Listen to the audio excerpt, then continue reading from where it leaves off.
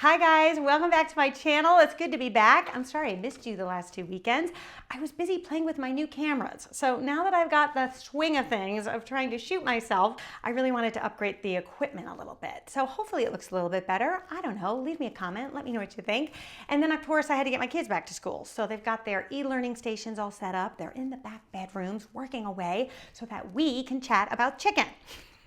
Right? We all need new things to do with chicken. So I think you're gonna like this recipe because it's super simple, it's affordable, so it's really inexpensive, it feeds a crowd, and we're gonna bake everything on a sheet pan, and in the last 5 minutes, I'm gonna show you how to whip up the couscous, which is one of the easiest starches to make. All right, let's get started. So you first wanna begin with 8 chicken thighs. So chicken thighs can come in all different sizes, so just make sure you're getting about 4 pounds. Then we are going to place them on our sheet pan here. And you want to look for skin on, bone in. That's going to create the most succulent, moist chicken. If you use white meat, this chicken has to roast for 45 minutes, and I just think it really dries out. So if you've never tried dark cut of chicken, you should give it a try. Not only do I think it's more flavorful, but it's cheaper too. It'll save you so much more money. Okay, we're gonna put this on our sheet pan. Now, one thing you want to do with these as well is trim the fat. So you just want enough of the skin to cover the meat, but you don't want excess fat because that will just create a really fatty sauce. One of the things that you're gonna love about this recipe is it creates the most delicious sauce just from the roasted chicken and the vegetables and the orange juice that we are gonna use. So if you have too much fat, you're gonna end up with a fatty sauce, and we wanna pour this sauce over the couscous once it's done. And we wanna leave a little bit of room in and around the chicken because that's where we're gonna put our vegetables. Okay, then the next thing we wanna do is lift the skin. And you'll see, if you just stick your finger in there, you'll create like a little pocket. That's where we wanna put the salt. So the salt is going to really tenderize this chicken as it roasts and will add a lot of great flavors. So you don't wanna skip this step. And then just make sure you cover the skin back over the meat so that the meat doesn't dry out. Okay, so this looks good. Let me go wash my hands and I'll be right back. Okay, and the next thing we're gonna do is add some spices. So I really love to use cinnamon on chicken. I know, people sometimes think that's like a really strange combination, but it's so delicious with the couscous. And you don't need a lot, you just need a little sprinkle on top so that it's not too overpowering. But you'll see when we get all these flavors of the orange and the dried fruits and the nuts that we're gonna use in the couscous, it just wakes up the taste buds and gives you a new flavor that you might not be used to. And then for a little more flavor, we're gonna add parsley, and then we're also gonna add a little bit of salt and pepper on top just to flavor the skin. So if you're one of those people that likes the crispy skin, you'll appreciate a little more seasoning. And the other thing I like to do is just spread a little bit of olive oil on this chicken, just so that you get some even crispier skin. So olive oil will really make it crisp up, but rather than brush it on, because now we have all these seasonings, that's going to disturb our nice seasonings, I like to use a little can of olive oil. Have you ever seen these? You can get them, I get mine at Trader Joe's, but you really can get it anywhere. And just give it a little spritz. Not much, just a little bit. There. But if you don't have a can like this, you could just brush some olive oil on the chicken before you add the seasoning. There, okay, our chicken is ready to go. We can set this aside and work on the vegetables. Okay, so for this recipe, we're gonna be using sweet onions. So sometimes they're just labeled sweet onions. They look kind of like this. They look like a regular yellow onion, or sometimes you can also find Vidalia onions, which are also really fantastic.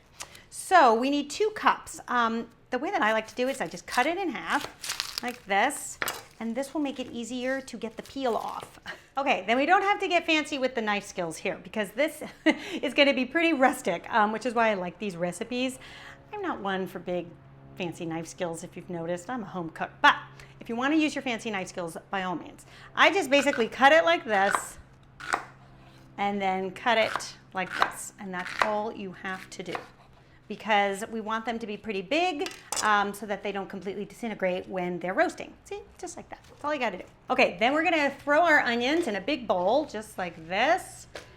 And then we're also gonna add some carrots. So the carrots pair really well with the cinnamon. So one of the things I like to do with these carrots is just make them a little bit more decorative. So basically what I do is cut them on the diagonal, about 1-inch chunks. So you just take your chef knife and give it a cut like that. See? And it creates these really pretty little pieces. Okay, we're gonna add the carrots into the bowl. Okay, then we're also gonna add some garlic. Now, at first this might look like a lot of garlic. I've got 3 cloves right here, but because we are going to roast this garlic, it actually makes it sweeter, so it's not so overpowering. So don't be afraid if you're not like a real garlic person. It doesn't taste garlicky at all. It just gives you a really nice depth of flavor to the sauce. So in order to do that, we wanna make sure that we slice this garlic really thinly so that it doesn't burn. And then we're gonna put the garlic in the bowl.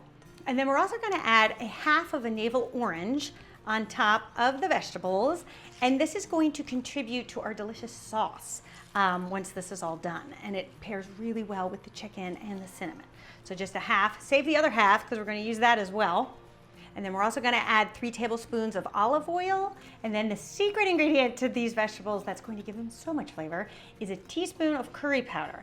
I love curry powder because you have so much flavor in one little bottle and you don't need a lot to make a difference. So we're going to do 1 teaspoon. Then you can just toss this up with a spoon, just making sure that all the vegetables are getting coated with the curry powder and the orange juice. You'll know when it's looking good when those onions start to turn a little bit yellow. Then you know you've done your work.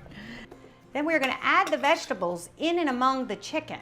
And not only is this easy because they're gonna be done at the same time, but you're also gonna get all of the juices and drippings from the chicken adding to the flavor of the vegetables. And then to add to the sauce, I like to take the other half of the orange that we used for the juice, and we're going to slice it into little, what my kids call happy face wheels.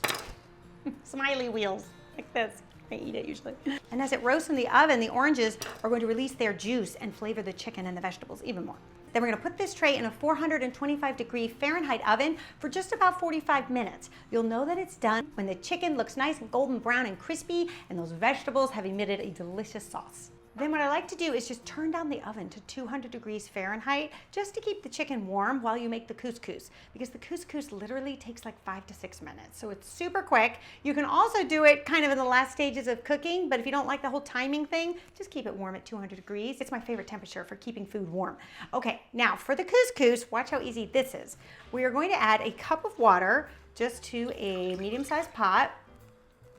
Then we're also going to add a tablespoon of butter, and then we're also going to add a little pinch of salt. Then once the water is boiling, then we're going to throw in 1 cup of couscous. But the thing that makes it so easy is you don't have to cook it really. It's the steam that's going to cook it. So we're going to actually turn off the flame, and then you want to cover it. And in 5 minutes, it'll be done. But while this is cooking, let me show you what we're gonna put into our couscous. Okay, so I have some raw pistachios here that don't have any salt, so we're gonna use about a 1/4 cup of those.